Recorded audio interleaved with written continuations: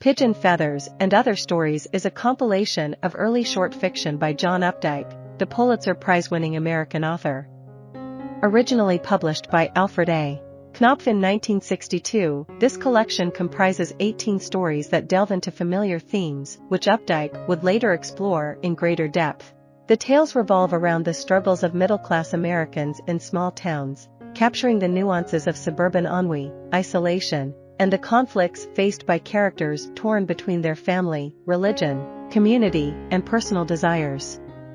The title story introduces 13-year-old David and his family as they relocate to Firetown, Pennsylvania, the same farming community where David's mother grew up. Despite being accustomed to moving frequently, this particular transition proves difficult for David, and he struggles to adjust.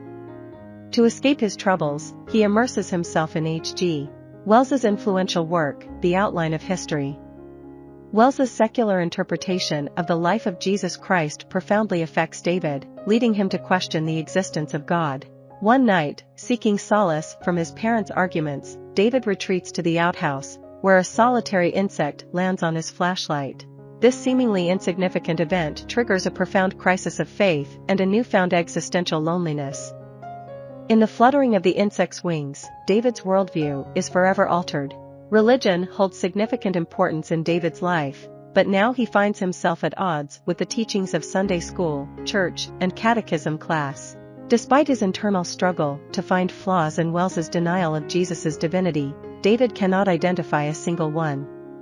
He begins to suspect that Wells may be correct. In catechism class, he confronts Reverend Dobson, seeking answers about the nature of consciousness after death.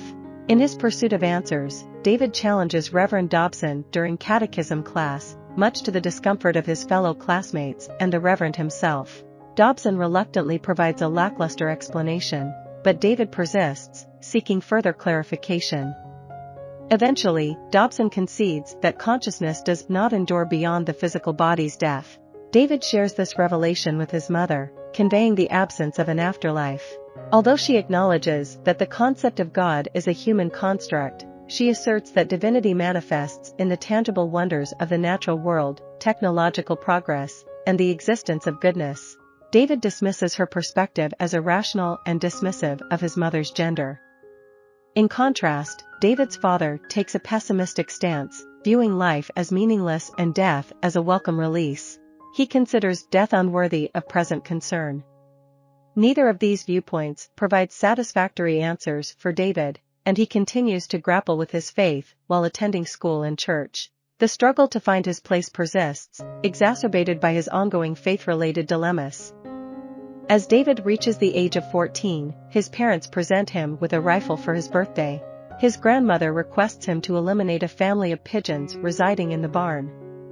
David follows her instructions and shoots at them, but one pigeon manages to evade the bullet. Determined, David pursues the wounded bird and repeatedly shoots at it. His mother intervenes, ordering him to cease the shooting. Witnessing the aftermath of his actions, she commands him to bury the pigeons. During this solemn task, David discovers the inherent beauty within the feathers of the fallen birds. In that transformative moment, his entire perspective shifts.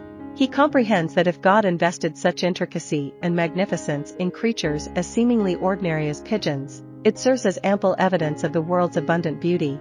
For David, this realization becomes his personal proof of God's existence. Pigeon Feathers and Other Stories also includes the classic work of short fiction titled AP. It centers around Sammy, a teenage cashier working at the local AP grocery store. On a summer day, while working the register at the local AP grocery store, Sammy encounters a trio of stunning girls his age, clad only in swimsuits. Intrigued, Sammy observes their every move, mentally creating elaborate personas based on their appearances. However, when the girl he dubs Queenie speaks, her voice shatters the image he had constructed in his mind. Meanwhile, the store manager, Langle, scolds the girls for their supposedly inappropriate attire and warns them to cover their shoulders if they return. This reprimand deeply embarrasses the girls and infuriates Sammy. Feeling that Langle has demeaned and disregarded their dignity, Sammy impulsively removes his apron and quits his job. Storming out of the store, he entertains the idea that the girls will be waiting outside to express their gratitude for his stand. Yet, to his disappointment, they have already departed, seemingly unaware of his actions. Within these narratives and throughout the collection of Updike's stories, the exploration of loneliness, flawed principles, the quest for meaning, and the inherent humanity of individuals takes center stage. The protagonists in these tales lack extraordinary powers or magical abilities. Instead, they are ordinary individuals confronting crises of faith, conscience, and emotions, rendering them universally identifiable and relatable. I hope you enjoyed this video. Leave a like if you did and be sure to subscribe. Thank you.